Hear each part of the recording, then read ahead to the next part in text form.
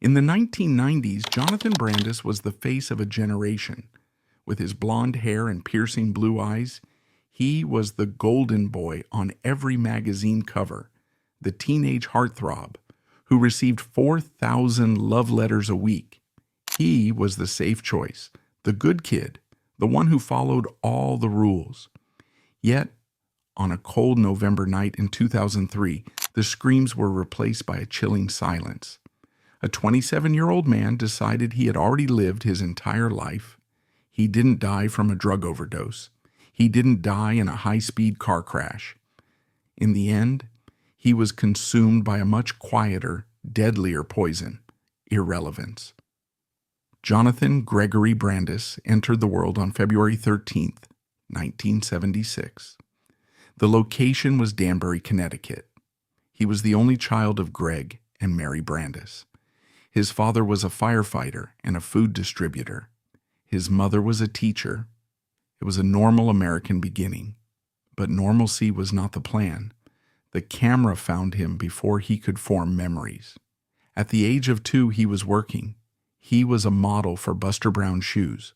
Most toddlers are learning to walk without falling. Jonathan was learning to walk for an audience. He was learning that his face was a currency.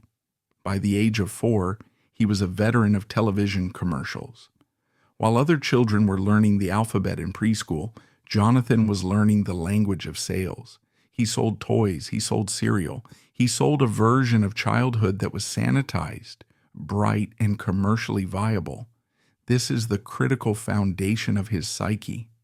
A child's identity is usually formed through play, through mistakes, through private moments of discovery. Jonathan's identity was formed through direction. A stranger with a clipboard tells you to smile. You smile. A stranger tells you to look surprised. You look surprised. If you do it well, the adults are happy. You get praised. You get paid. He learned early that love and approval were conditional. They were transactional. You are valuable as long as the red light on the camera is on. When the light goes off, you wait until you are needed again. The family dynamic shifted to accommodate the business. Greg and Mary were not just parents. They became managers. They became chauffeurs. They became the architects of the enterprise that was their son. This is a common story in the industry, but it is a dangerous one. When a child becomes the primary earner, the hierarchy of the family dissolves. The child is the boss, yet the child has no power. Jonathan was beautiful. He had blue eyes that caught the light perfectly. He had a soft, approachable face. He was not rugged. He was pretty. This was the asset. This was the product. The work in Connecticut and New York was steady, but the real industry was on the other coast. The family made the decision. They moved to Los Angeles. They traded the quiet winters of the East Coast for the relentless sun of California. Los Angeles is not a city for a child actor. It is a factory. The raw material is youth. The finished product is entertainment. The waste product is the child who grows up. In the early 1980s, this factory was running at maximum capacity. The city was sprawling, disconnected, and indifferent. For a family from Connecticut, the culture shock was immediate. Here, childhood was not a time of exploration, but a time of capitalization. The Brandis family settled into the rhythm of the industry, which meant a life dictated by the freeway and the casting call. They were no longer just a family unit. They were a small business operating in a highly competitive market. The parents, Greg and Mary, had to navigate a landscape filled with agents, managers, and predatory contracts. They had to ensure their son was seen by the right people at the right time. Jonathan did not stumble. He thrived. Throughout the 1980s, he was a working actor. He was not a star yet, but he was reliable. He appeared in One Life to Live. He guest starred in Who's the Boss?, Full House, and L.A. Law. He was the go-to kid when a casting director needed someone who could deliver a line without freezing. The role of the working child actor is specific and grueling. It lacks the glamour of stardom. It is a job of repetition and patience. Jonathan spent his formative years in windowless waiting rooms in Burbank and Studio City. He sat on plastic chairs next to mothers who were desperate for their sons to succeed. He watched other boys go into the audition room and come out looking defeated. He learned to read the room. He learned to adjust his energy to match what the casting director wanted. If they wanted high energy, he turned it on. If they wanted somber, he dialed it back. He was professional. Directors loved him. He didn't throw tantrums. He didn't forget his lines. He was a small adult in a child's body. He sat in waiting rooms filled with hundreds of other boys who looked exactly like him. He learned to compete. He learned that every audition was a battle for survival. Every no was a rejection of his person. Every yes was a temporary reprieve.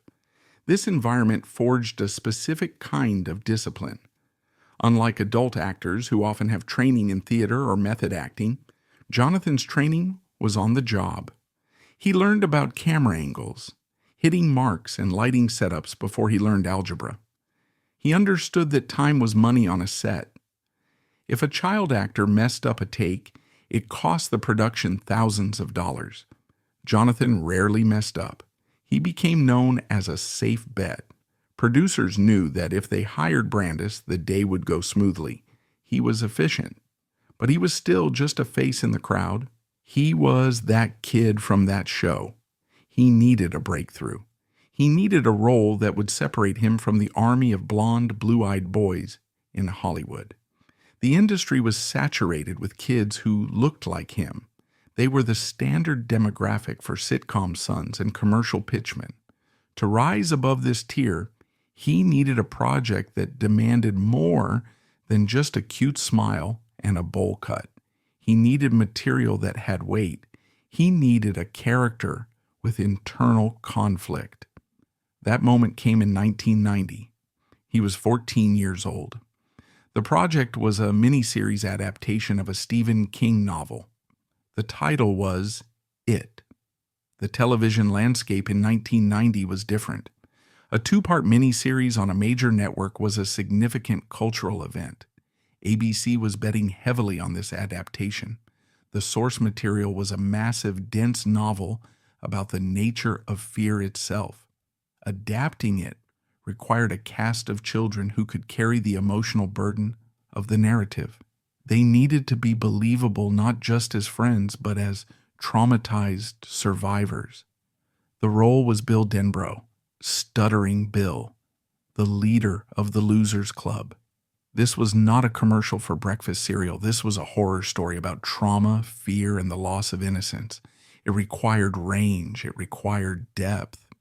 The character of Bill is the emotional center of the story. He is driven by guilt over the death of his younger brother. This was complex territory for a 14-year-old. Jonathan had to master a stutter that felt authentic, not like a caricature. A fake stutter can ruin a performance, turning tragedy into comedy. Jonathan approached it with technical precision. He studied how speech impediments worked. He understood that the stutter was a manifestation of the character's internal blockage, his inability to process his grief. Jonathan delivered. He played Bill with a haunted intensity. He captured the stutter, the grief for his dead brother Georgie, the desperate bravery of a boy facing a monster. He held the screen. He was the anchor of the story. The production was challenging. They were filming in Vancouver, often in difficult conditions, working with a mechanical spider and a terrifying clown played by Tim Curry. Curry was an intense presence on set, staying in character and keeping the children on edge. Jonathan did not shrink from this. He stood toe-to-toe with the veteran actor. In the scenes where the Losers Club confronts Pennywise, Jonathan's fear looks genuine, but his resolve looks even stronger. He communicated the specific courage of a child who has realized that adults cannot protect him. Critics took notice. The industry took notice. He wasn't just a cute kid anymore. He was an actor. The reviews singled him out. They noted his ability to convey deep sadness with a single look. He had a quality of stillness that was rare for his age. Most child actors overact to ensure they are seen. Jonathan understood the power of underplaying a scene. He let the camera come to him. This performance elevated him out of the sitcom circuit. He was now viewed as a lead. He was someone who could carry a narrative arc. It was a massive success on television. It terrified a generation. And right at the center of the terror was Jonathan Brandis, looking vulnerable and heroic. The letters started coming. The attention shifted. He was no longer just working, he was being admired. The broadcast of it was a shared experience for millions of American households. The next day at school, everyone was talking about the clown, but they were also talking about the boy who fought the clown. Jonathan became a crush object for a demographic that was just starting to pay attention to boys. He was relatable but heroic. He was the brave boy who would save you. This marked the beginning of his transition from a working actor to a teen idol. That same year, 1990, the industry decided to test the limits of his appeal. They didn't just want him on television, they wanted to see if he could carry a franchise. He was cast as Bastian Bucks in The Never-Ending Story 2, The Next Chapter. The first film had been a surprise hit, a German-produced fantasy that captured the imagination of the world. The sequel was an attempt to turn that lightning in a bottle into a sustainable revenue stream. It was a massive undertaking. The studio wanted a recognizable American face to anchor the international production. Jonathan was their choice. This was not a low-budget horror miniseries. This was a global cinematic event. It was the sequel to one of the most beloved fantasy films of the 1980s. Warner Brothers poured millions of dollars into the production. They flew Jonathan to Munich, Germany, treating him not as a child, but as the lead asset of a multinational corporation. The shift in scale was enormous. On a sitcom set, there are 3 cameras and a live audience. On a blockbuster film set, there are hundreds of crew members, massive sound stages, and intricate special effects. Jonathan was removed from his normal life in Los Angeles and placed in a hotel in Munich. He was isolated from his friends and his routine. Consider the pressure. He was 14 years old. He was replacing Noah Hathaway, the actor who had originated the role, meaning he was stepping into shoes that fans already loved. He had to carry the emotional weight of a story about the death of imagination. He spent months on massive sound stages, acting against blue screens and animatronic creatures, bearing the exhaustion of a production schedule that would break an adult. Acting against a blue screen requires a specific type of imagination. There is nothing there. The actor has to visualize the dragon, the rock giant, the void. Jonathan had to manufacture awe and terror while looking at a blank wall. He had to maintain high energy levels for take after take. The film was technically complex, which meant long setups and long waits. When the posters were printed, it was Jonathan's face, stoic, heroic, beautiful, that was plastered in cinema lobbies, from Tokyo to London. He was no longer just a working actor who got lucky. He was a movie star. The marketing machine was in full force. His face was on merchandise, on billboards, in magazines. The film cemented a dangerous idea in his young mind, that his worth was measured in box office receipts and international distribution rights. He was standing on top of the world, but the air up there is thin, and he was breathing it alone. The box office performance of the film was moderate, but Jonathan's visibility skyrocketed. He had proven he could lead a film. He had proven he could handle the press tours, the interviews, the international travel. He was a professional commodity. But Hollywood has a way of undercutting artistic success with commercial absurdity. 2 years later, in 1992, Jonathan starred in a film called Ladybugs. If it established him as an actor, and The Never-Ending Story 2 established him as a lead, Ladybugs established him as a product. The film was a comedy produced to capitalize on the soccer craze and the popularity of Rodney Dangerfield. It was not high art. It was a formulaic sports comedy with a cross-dressing gimmick. The premise is a relic of its time. Rodney Dangerfield plays a salesman trying to coach a girls' soccer team to please his boss. He convinces his girlfriend's son, Jonathan, to dress as a girl to help the team win. The script relied on broad stereotypes and physical comedy.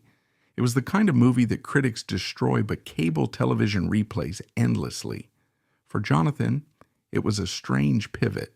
He was playing straight man to a legendary stand-up comic. Dangerfield was known for his chaotic, improvisational style. Jonathan had to hold the scene together while Dangerfield went off script. It was a farce. It was lowbrow comedy. It required Jonathan to wear a wig and a soccer uniform. It should have been a humiliation. It should have been a career ender. In a different career trajectory, a film like this becomes a punchline that an actor never recovers from. It requires the actor to look ridiculous. It strips away the cool factor. Yet the reaction was unexpected. Rather than laughing at him, the audience fell in love. The film didn't destroy his image. It inadvertently cemented his status as a heartthrob. The film showcased his versatility, but more importantly, it showcased his beauty. Even in the wig, his features were striking. The camera loved him. There was something about him in that film. Even in drag, his charisma was undeniable. He was non-threatening. He was soft. He was the safe crush. This is a crucial distinction in the architecture of a teen idol. He wasn't the dangerous rebel in a leather jacket. He wasn't the brooding artist. He was the boy who would be nice to you. He was the boy who would help you with your homework. The cross-dressing plot inadvertently made him seem even more accessible and less intimidating to young girls. The teen magazines, Tiger Beat, Bop, 16 Magazine, saw the potential. They didn't care about the plot of the movie. They cared about the face. They needed a new face to put on the cover. The new kids on the block were starting to fade. The industry needed fresh inventory. Jonathan Brandis was perfect. He had the blonde hair, the blue eyes, and the resume. The magazines began a full-scale campaign. They published pinups. They ran contests to win a date with Jonathan. They turned his life into a consumable narrative. They put him on the cover. They asked him about his favorite color. They asked him what he looked for in a girl. They built a persona around him. He was sensitive. He was sweet. He was available. The interview questions were always the same. What is your ideal date? Do you like girls who wear makeup? What is your favorite song? Jonathan answered them all.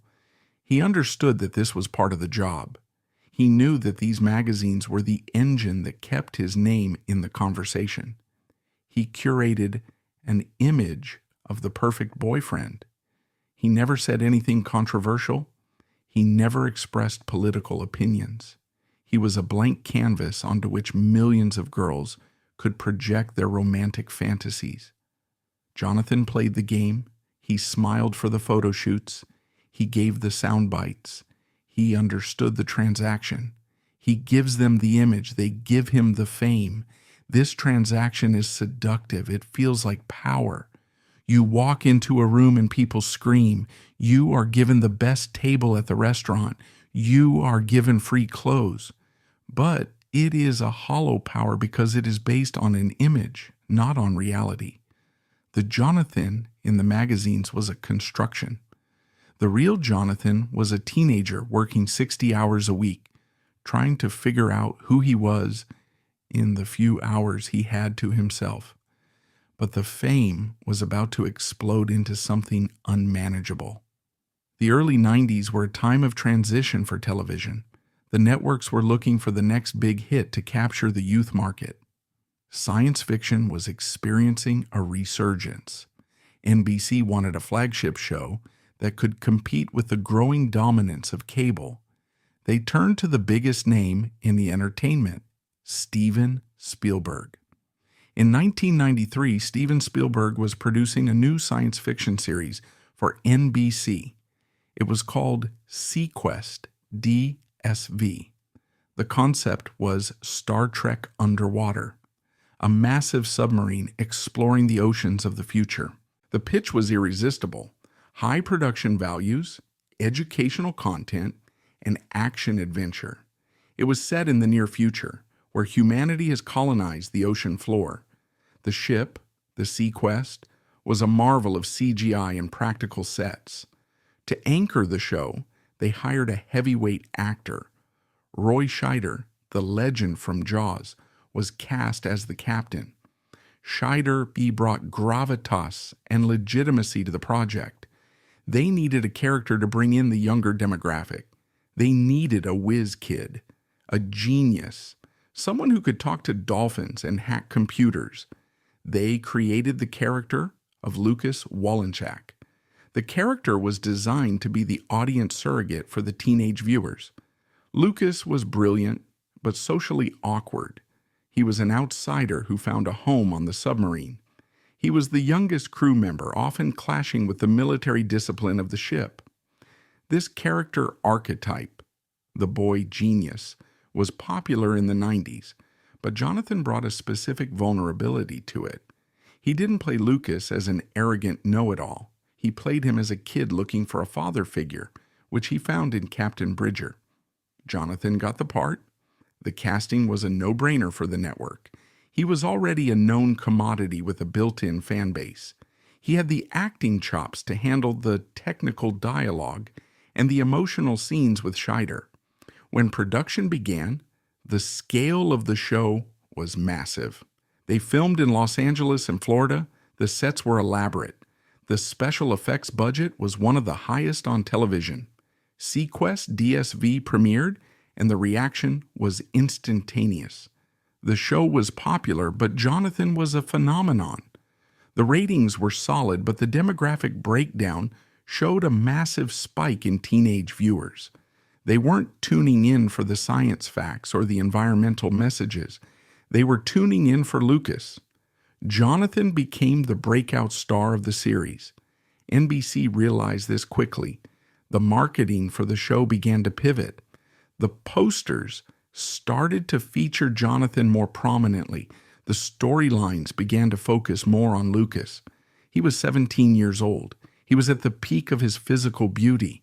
The floppy blonde hair, the blue eyes, the shy smile.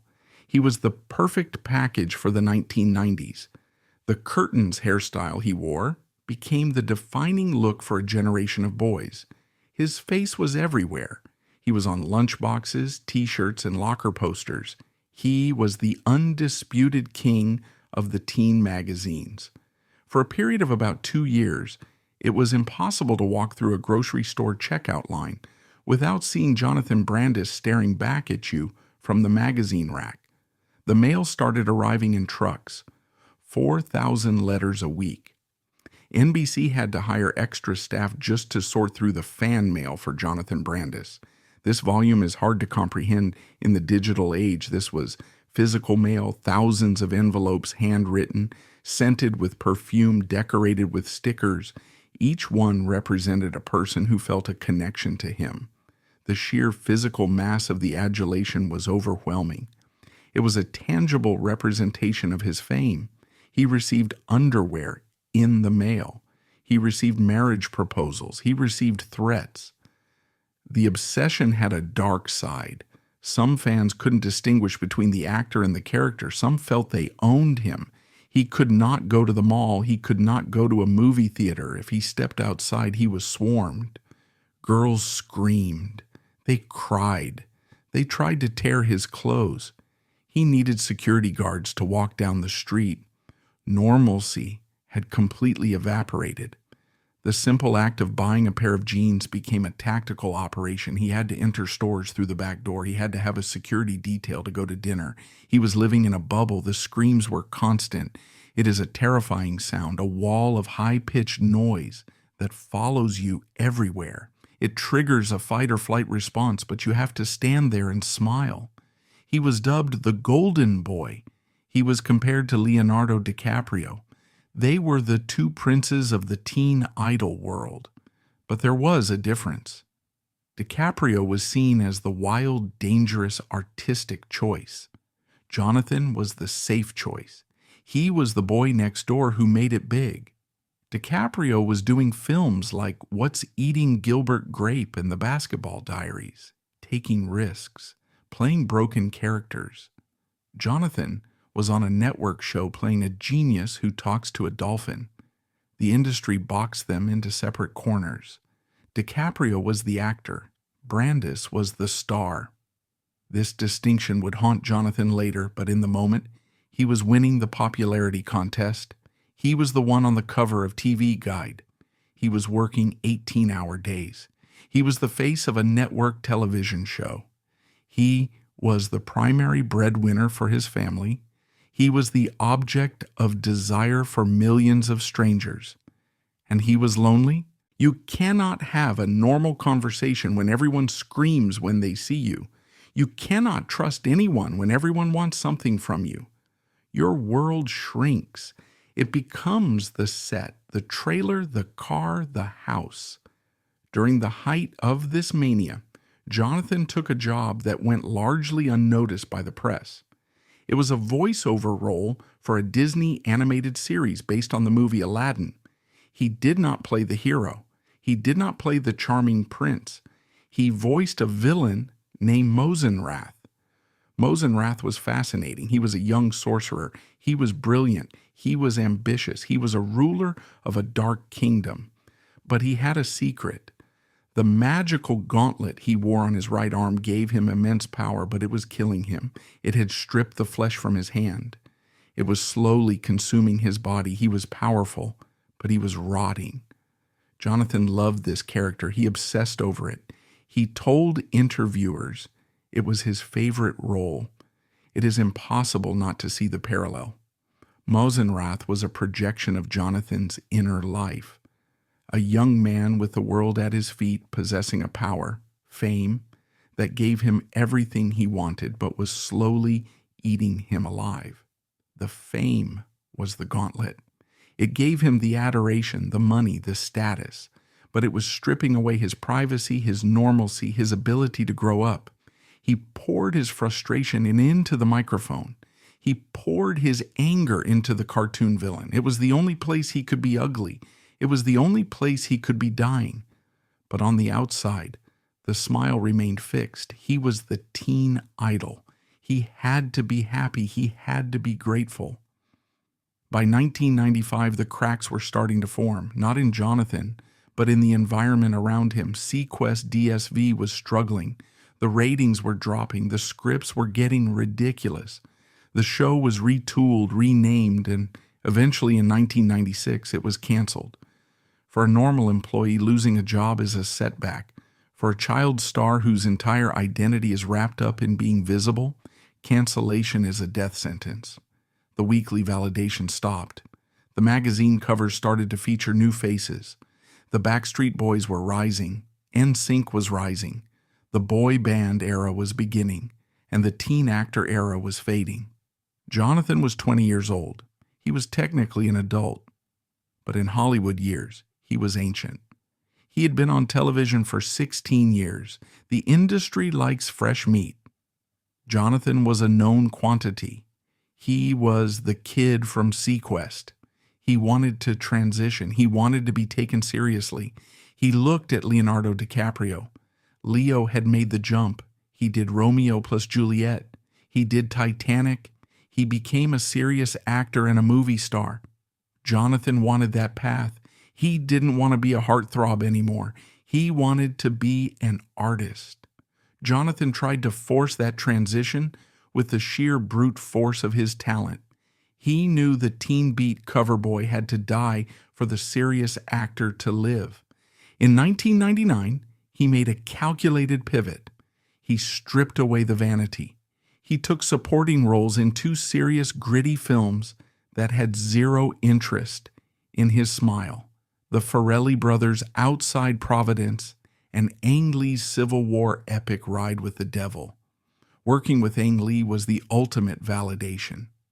Lee was a master, a director who demanded absolute authenticity.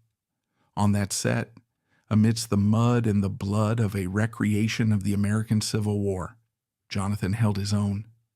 He wasn't Lucas Wallenschak anymore. He was a desperate soldier fighting for survival. He delivered a performance of quiet, trembling intensity. It should have been the turning point. It should have been the moment the critics stood up and said, "Jonathan Brandis has arrived." But the industry is cruel. The films were critical darlings, but commercial ghosts. They failed to ignite the box office.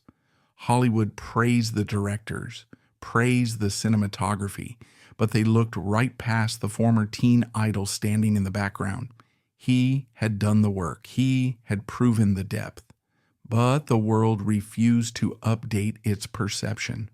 To them, he was still just a pretty face trying to play dress up in serious movies. As his professional foundation crumbled, his personal sanctuary also began to crack. For several years in the late 90s, Jonathan had found shelter in a relationship with Tatiana Ali, the star of The Fresh Prince of Bel-Air. This was not a frivolous Hollywood fling. It was a partnership. They were both child stars. They both understood the bizarre, isolating language of fame. When they were together, they didn't have to explain the pressure. They just lived it. She was his anchor. She was the one person who knew Jonathan the human, not Jonathan the product. But in 2001, the relationship ended. The timing was catastrophic. He lost his long-term partner at the exact moment his career hit the wall. The silence in his house doubled. He no longer had the person who could tell him that he mattered outside of a casting sheet. He was now facing the decline of his life completely, utterly alone. But Hollywood has a long memory and a short imagination. Casting directors didn't see an artist. They saw Lucas Wallenschak. They saw the kid in the wig from Ladybugs. They saw a relic of the early 90s. The industry operates on a strict categorization system. Once you are filed under teen idol, moving to the serious actor drawer requires a force of nature. Jonathan did not have that force. He had talent, but he also had baggage. When he walked into a room, the people behind the table didn't see a 20-something man looking for work. They saw the ghost of his own merchandise. They saw the face that had been plastered on lunchboxes 5 years prior. That level of overexposure creates a fatigue in the industry. They were tired of his face before he even opened his mouth. He went to auditions. He walked into rooms where he used to be the king, and now he was just another guy reading lines. The power dynamic had shifted violently. In 1994, scripts were sent to his house by courier, offers attached. In 1999, he was fighting for the chance to read for a guest spot. The audition room is a great equalizer in a cruel theater. He sat next to unknowns who were hungry and fresh. He sat next to other former stars who looked tired. He had to sign in on the sheet, wait for his name to be called, and then deliver a performance in a sterile room for a casting associate who was often younger than him. The rejection started. It wasn't loud. It was a quiet closing of doors. It was the phone call that never came. It was the agent saying they went in a different direction. He's too young. He's too old. He's too pretty. He's too TV. The feedback was contradictory and maddening. He was trapped in a physical limbo. He had the acting chops of a veteran, but the face of a choir boy. The late 90s and early 2000s were shifting toward a grittier aesthetic. The industry wanted rough edges. They wanted authenticity. Jonathan looked like a polished product of the studio system, which is exactly what he was. His perfection was his liability. He tried to fight it. He grew facial hair. He messed up his hair. He tried to look gritty, but the baby face remained. The soft features that made him a star were now his prison. He could not age out of his own innocence. He grew a goatee that looked like a costume. He dyed his hair dark, but it just made him look pale. No matter how much he scowled or lowered his voice, the camera still found the boy from the never-ending story. He was fighting his own biology. He watched as his peers moved on. Some left the business. Some became drug addicts. Some became superstars. The trajectory of his generation was splitting. He saw actors he had competed against, like Ryan Philippe or Heath Ledger, taking the roles he wanted. They were allowed to grow up. They were cast as soldiers, killers, and lovers. Jonathan was still being sent scripts for the high school quarterback or the tech whiz. Jonathan stood in the middle, paralyzed. He was rich, but he wasn't wealthy enough to never work again. He was famous, but he wasn't famous enough to get the roles he wanted. This is a specific economic trap. He had a mortgage in Los Angeles. He had a lifestyle to maintain. He had parents to support. He couldn't just quit and go to college without dismantling the financial structure of his life. But he couldn't generate the income to sustain it. He was stuck in the purgatory of the former child star. This purgatory is defined by waiting. You wait for the agent to call. You wait for the pilot season. You wait for the industry to remember why they liked you. In that waiting, the mind turns inward. He started to drink. It started socially, a way to relax, a way to deal with the stress of the auditions. But the drinking became a coping mechanism for the silence. When the phone doesn't ring, the silence in the house is loud. The alcohol turned the volume down. It blunted the sharp edge of the rejection. It made the nights pass faster. In Los Angeles, heavy drinking is often disguised as networking. You go to the Viper Room or the Sky Bar, you hold a drink, you talk to producers, it feels like work. But for Jonathan, the drinking began to bleed into the private hours. It became a tool for survival. He kept smiling in public. He dated actresses. He went to premieres. He played the part of the successful young actor. But the internal narrative was shifting. The confidence was eroding. The doubt was creeping in. The exterior was still Jonathan Brandis, TV star. The interior was a man questioning his fundamental worth. He began to internalize the industry's indifference. If they didn't want him, maybe he wasn't good. Maybe the early success was a mistake. Maybe he was a fraud. He began to wonder if his best days were already behind him. He was 22. Imagine believing your life peaked at 19. Imagine believing that the rest of your existence is just a long, slow slide into irrelevance. This is a terrifying prospect for a young man. Most people at 22 are just starting their ascent. Jonathan felt he was already on the descent. He had lived a lifetime of career highs before he could legally rent a car. Now, he was looking at 40 years of used to be. This is the psychological violence of the industry. It tells a child they are special, then it tells the adult they are worthless. It strips away the support system the moment the revenue stream dries up. Jonathan was no longer a protected asset. He was a liability. Jonathan refused to give up. He had resilience. He had been working since he was 2. He didn't know how to quit. He kept pushing. He looked for the role that would change the narrative. He looked for his Titanic. He needed one project to reset the board, one role that would force the critics to recant. He fired agents. He hired new publicists. He hustled.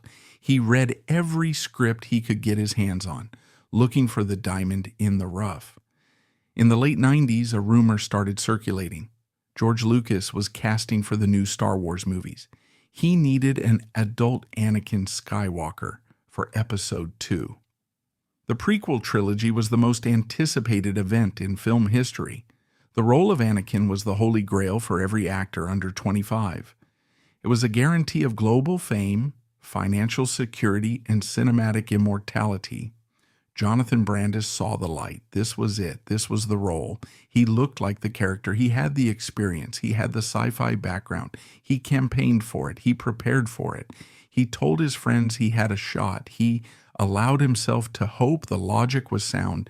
He looked remarkably like Mark Hamill had in 1977. He had the blonde hair, the blue eyes, the slight build.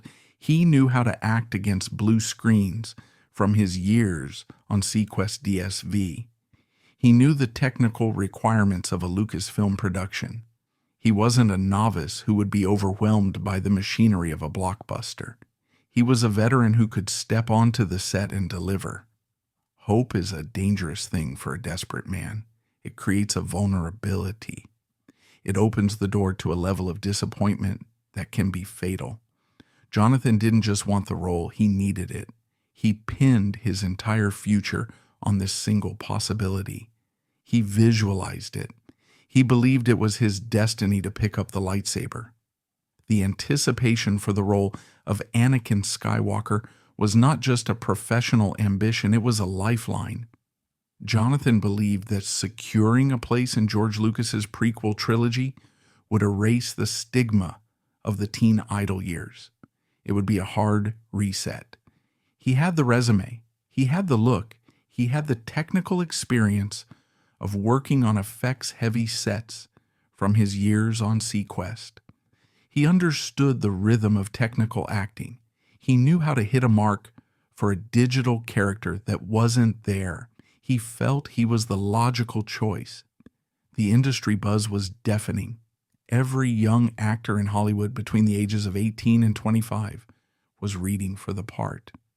Leonardo DiCaprio was rumored, Ryan Philippe was mentioned, but Jonathan felt he had a legitimate claim. He fit the mold. He wasn't too famous to disappear into the role, but he wasn't too green to handle the pressure. He was in the sweet spot. He waited for the call. He waited for the screen test. Then came the announcement. The role went to Hayden Christensen. Christensen was virtually unknown. He was Canadian. He was blonde. He was blue-eyed. He possessed the same brooding softness that Jonathan had capitalized on a decade earlier. The casting decision was a brutal message. George Lucas didn't want the original. He wanted the fresh iteration. Jonathan was not just rejected. He was effectively replaced by his own echo. Christensen was essentially a version of Jonathan Brandis that hadn't been overexposed yet. He was the new Jonathan Brandis. This confirmed to Jonathan that his type was still in demand, but he, specifically, was not. It wasn't that he didn't fit the role. It was that his expiration date had passed. He watched from the sidelines as Christensen's face began to appear on the same magazine covers that used to feature him. The cycle was repeating, but he was no longer the passenger. He was the spectator. The loss of Star Wars confirmed his worst fear. The industry did not want Jonathan Brandis. They wanted what he represented, youth and beauty, but they preferred to buy it from a newer vendor. Seeing Christensen on the cover of Vanity Fair was a visceral reminder of what he had lost. It was like watching a stranger live his life. He retreated into the independent circuit. If the studio system wouldn't have him, he would build his own table. He wrote, he directed. He produced a film called The Slanesville Boys. It was a small personal project. It was his attempt to claim agency, to say, I am a creator, not just a face. He tried to pivot to behind the camera. He wanted to prove he had a brain, a vision. He poured his own money and time into the project. It was a Western, a genre that required grit. The film was ignored. It didn't spark a Sundance bidding war. It didn't redefine his career. It simply existed. Another line on a resume that casting directors weren't reading. The independent market is flooded with projects by actors trying to prove they can direct. Without major distribution, the film vanished. It didn't change the narrative, it just proved that even when he was in charge, the audience didn't show up. He took roles in B-movies, Python 2, Bad Girls from Valley High. The titles alone were indicators of his trajectory. He was working, but he was working in the bargain bin of Hollywood. For an actor who had once been the lead on a primetime NBC series produced by Steven Spielberg, fighting giant CGI snakes on a basic cable budget was a humiliation. It was a paycheck, but it came with a tax on his dignity. These films are shot quickly, often in Eastern Europe or Canada, with low budgets and minimal direction. Acting in them requires checking your ego at the door. You are there to fill a slot in a schedule, not to create art. In Python 2, he played a soldier fighting a poorly animated snake. The difference between the production value of SeaQuest and Python 2 was the difference between a steak dinner and dog food. It was a visible marker of how far he had fallen. He tried to reinvent himself one last time, hoping to strip away the child star image, but the industry remained blind. They didn't see the man. They only saw the fading echo of the boy they used to love. Then in 2002, the lifeline reappeared. It came in the form of a script titled Hart's War. This was not a B-movie. This was a prestige studio production. MGM, $70 million budget. A World War II drama set in a German prisoner of war camp. The lead was Bruce Willis, the biggest action star on the planet. The co-star was Colin Farrell, the rising Irish bad boy who was the industry's current obsession. This was the A-list. This was a film with Oscar ambitions. The script was serious. The director, Gregory Hoblit, was respected. Jonathan auditioned. He fought for the role of Louis P. Wakely. It wasn't the lead, but it was significant. It was a dramatic, serious part in an ensemble cast. It required acting, not posturing. Wakely was a soldier caught in a moral dilemma, a character with an arc. It was a supporting role, but in a film of this magnitude, there are no small parts. Being on the poster with Bruce Willis was enough to reactivate his career. He got the part. The relief was physical. This was the validation he had been starving for since 1996. He packed his bags for Prague. The production was grueling. It was cold. It was mud and snow and long nights. Jonathan loved it. He was back in the big leagues. He was standing shoulder to shoulder with Bruce Willis. He was part of a machine that mattered. The set of a $70 million movie has a specific energy. It hums with importance. The catering is better. The trailers are bigger. The crew is the best in the world. Jonathan felt the difference. He felt the legitimacy returning to his veins. He was working with actors who challenged him. He was part of a brotherhood of soldiers. He called his parents. He told his friends. "This is it," he said. "This is the comeback." He believed it. He started planning his future based on the success of this film. He imagined the interviews.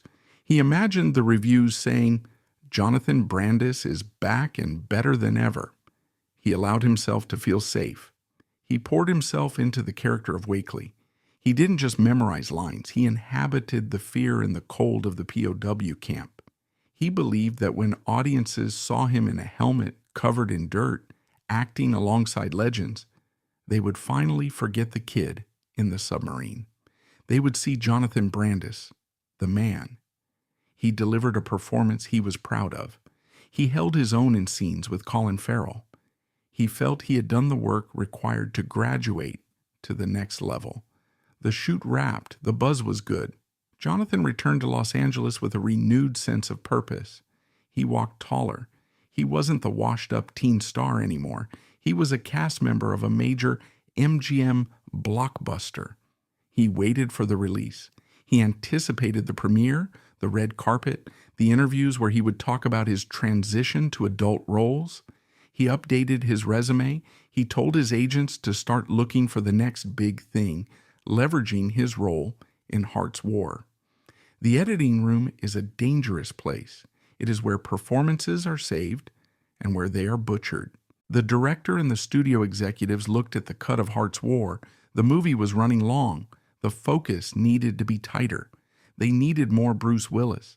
They needed more Colin Farrell. The studio was nervous. They wanted a hit.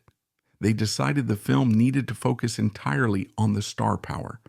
The ensemble nature of the story was sacrificed for pacing and star-centric marketing. They started trimming. Scenes were shortened. Subplots were removed. The narrative arc was streamlined to focus solely on the stars. This is a common practice in Hollywood, but for the actors on the cutting room floor, it is a tragedy. A character that made sense in the script can be reduced to background noise in the edit. Jonathan Brandis was the collateral damage. When the movie was finalized, Louis P. Wakely had been reduced to a ghost. Jonathan didn't know the extent of the damage until he saw the film. He sat in the theater, waiting for his scenes. He waited for his big moments, the ones he had sweated over in the freezing Prague mud, the scenes where he cried, where he fought, where he showed the depth of his talent. They weren't there. Technically, he was still in the film, but his performance had been hollowed out. The pivotal scenes, the ones that gave his character a soul, were gone, reducing him from a supporting lead to a glorified extra with a name. As the credits rolled in the dark theater, the realization was crushing. His name was on the screen, but his work had been erased. The comeback he had promised everyone, the performance he had pinned his sanity on, simply did not exist. The devastation was absolute. It wasn't just disappointment. It was a public erasure. He had told everyone this was his return. He had staked his entire emotional recovery on this project. Now he had to face his friends, his family, and his peers, and explain why he wasn't in the movie he had been bragging about for 6 months. He looked like a liar. He looked delusional. The humiliation was worse than the rejection. To get the part and then lose it in the edit is a specific kind of torture. It means you were good enough to be hired, but not important enough to be kept. The message from the universe was brutal. You are expendable. You are unnecessary. We can cut you out, and the story still makes sense. It reinforced the idea that he was a non-entity. The movie worked without him. His contribution was value neutral. After Hart's War, something broke.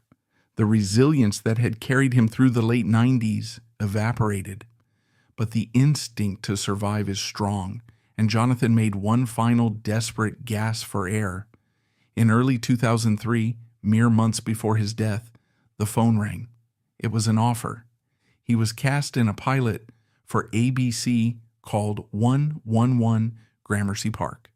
This wasn't a B movie about giant snakes. This was a glossy, high-budget ensemble drama produced by Darren Star, the titan behind Sex and the City.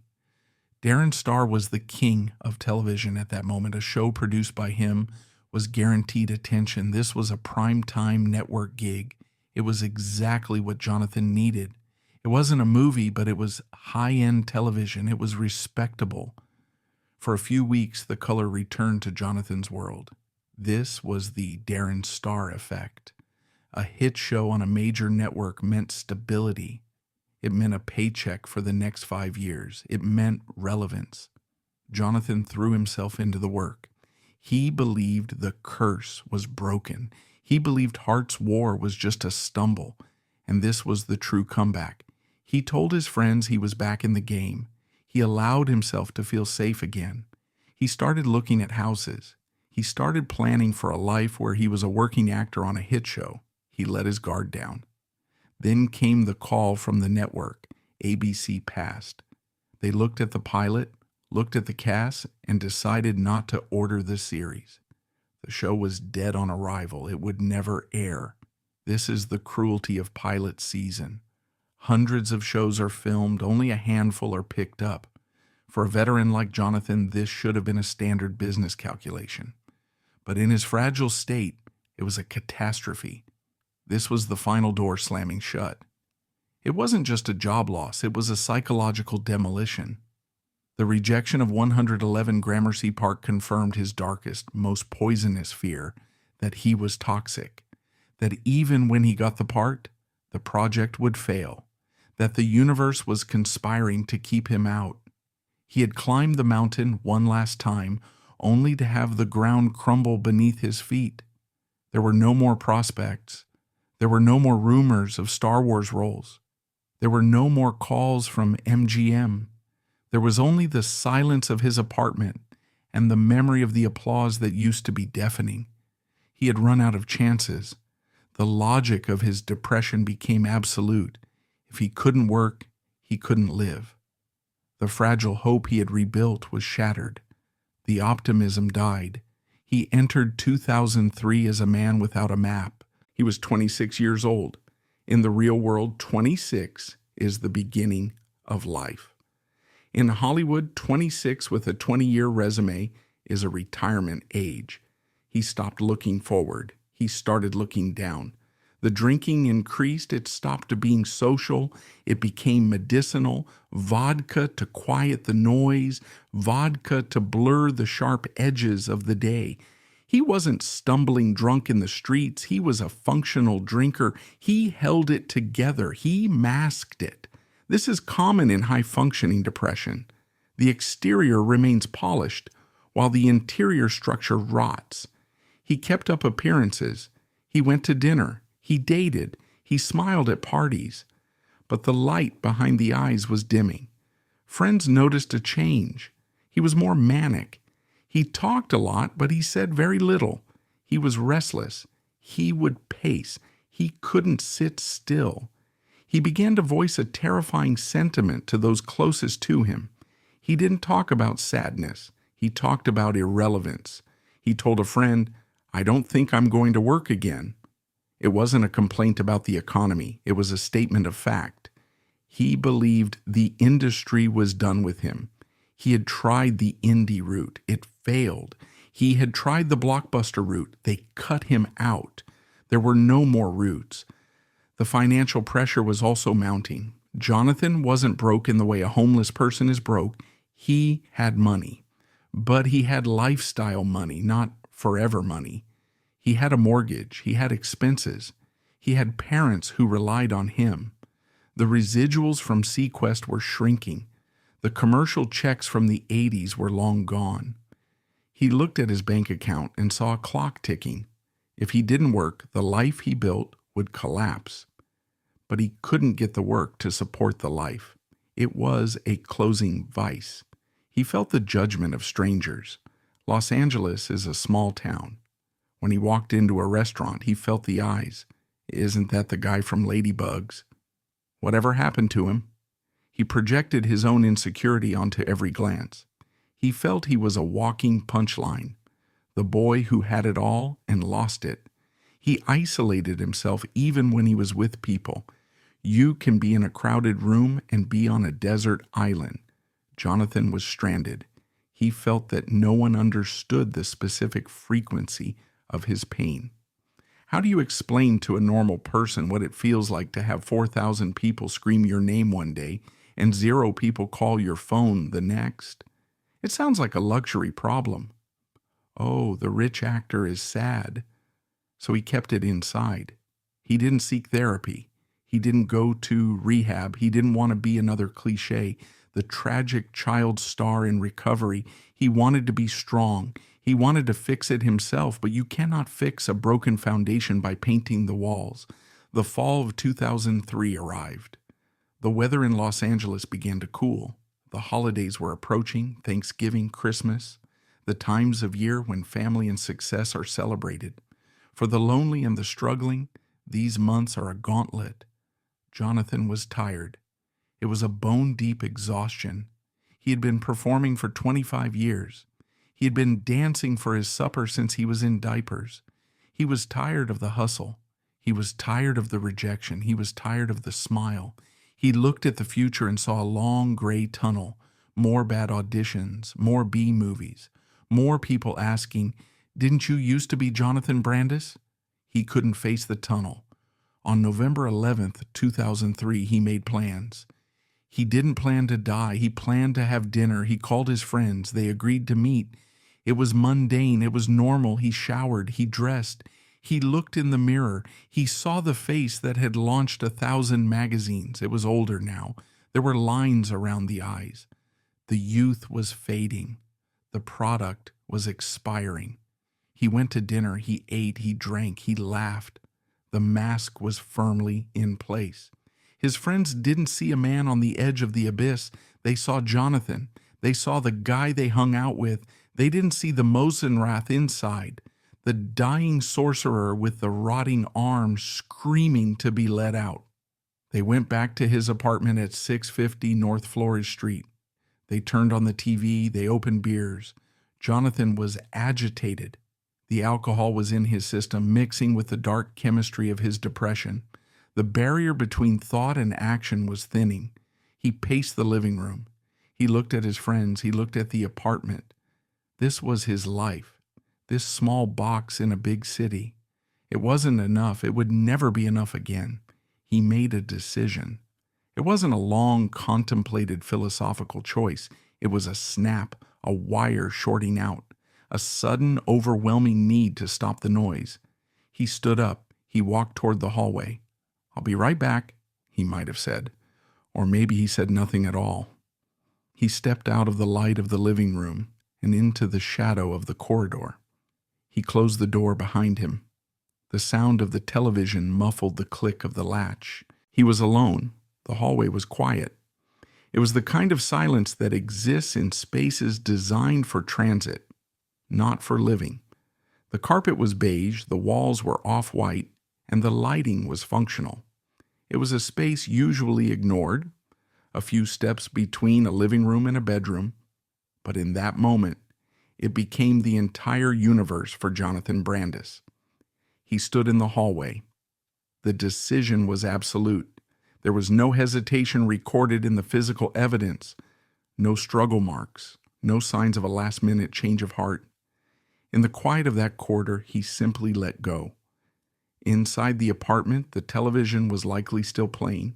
His friends were still drinking their beers, perhaps wondering what was taking him so long. 5 minutes passed, then 10. The conversation would have lulled. The absence of the host creates a specific kind of social vacuum. Someone probably checked their watch. Someone probably made a joke about him falling asleep in the bathroom. At approximately 11:40 p.m., the worry shifted from casual to acute. A friend stood up. They navigated through the apartment calling his name. There was no answer. They opened the door to the hallway. The discovery was immediate. There was no ambiguity. The body of Jonathan Brandis was suspended from the stairwell. He was unconscious. The biology of hanging is swift. Unconsciousness arrives long before death occurs. He was not thrashing. He was still. The reaction was chaotic. The friends rushed forward. Panic replaced the quiet. They grabbed him, lifting his weight to relieve the pressure on his neck. Someone scrambled to cut the rope. They lowered him to the floor. He was unresponsive. His face, once the most photographed in America, was cyanotic. He was not breathing. They called 911. The dispatcher gave instructions. CPR was initiated. Chest compressions. Rescue breaths. The desperate, violent act of trying to force a heart to beat manually. The sirens cut through the night air of the Pico Robertson neighborhood, growing louder, signaling the intrusion of the official world into this private tragedy. Los Angeles Fire Department paramedics arrived minutes later. They took over. They inserted a tube into his throat to pump oxygen into his lungs. They administered epinephrine. They worked on him on the floor of the hallway, surrounded by the debris of the medical intervention. They managed to get a rhythm. A faint, thready pulse returned, but the brain had been without oxygen for critical unknown duration. They loaded him onto the gurney. The ambulance tore away from North Flores Street, heading toward Cedars-Sinai Medical Center. This hospital is a landmark in Los Angeles death. It is where Frank Sinatra died. It is where River Phoenix was pronounced dead. It is the final stop for the city's elite. Jonathan Brandis arrived there not as a star, but as a John Doe trauma case, a body in critical condition. The notification of the parents is a procedure stripped of all humanity. Greg and Mary Brandis were contacted. The phone call in the middle of the night is the universal dread of every parent. They were told their son had attempted suicide. They were told to come immediately. When they arrived at Cedars-Sinai, the reality was clinical and cold. Jonathan was in the intensive care unit. He was hooked up to a ventilator. Wires monitored a heart that was beating only because of drugs. The doctors were blunt. The prognosis was non-existent. The lack of oxygen had caused catastrophic brain injury. The Jonathan they knew, the boy who smiled for the cameras, the young man who wanted to be a director, was gone. Only the biological shell remained. They sat by his bedside through the night and into the next day. They watched the rise and fall of his chest driven by the machine. They held the hand that had signed thousands of autographs.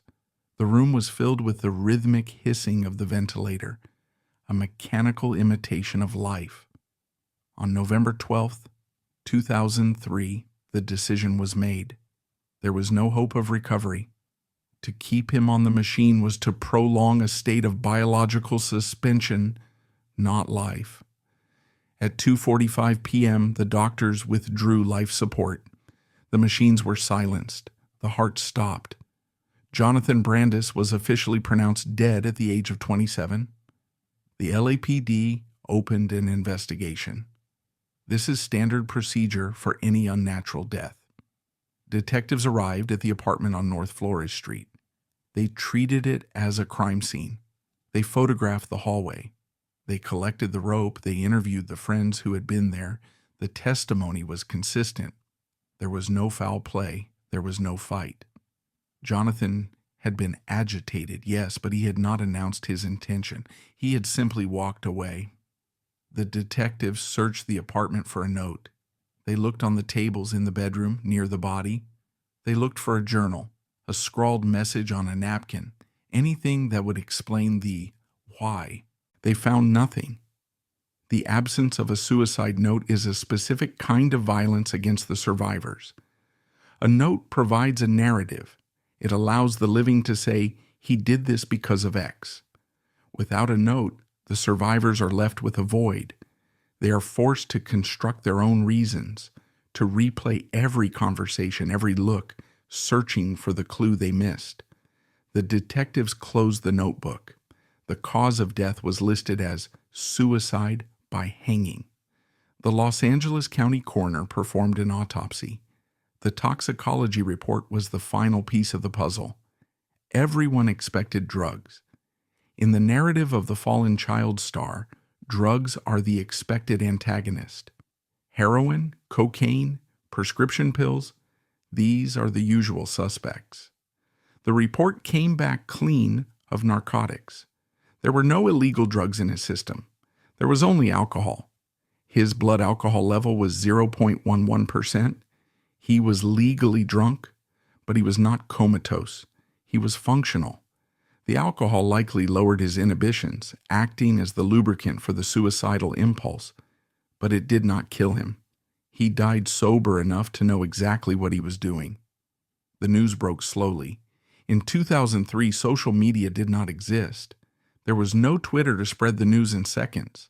The story moved through the wire services, Associated Press, Reuters.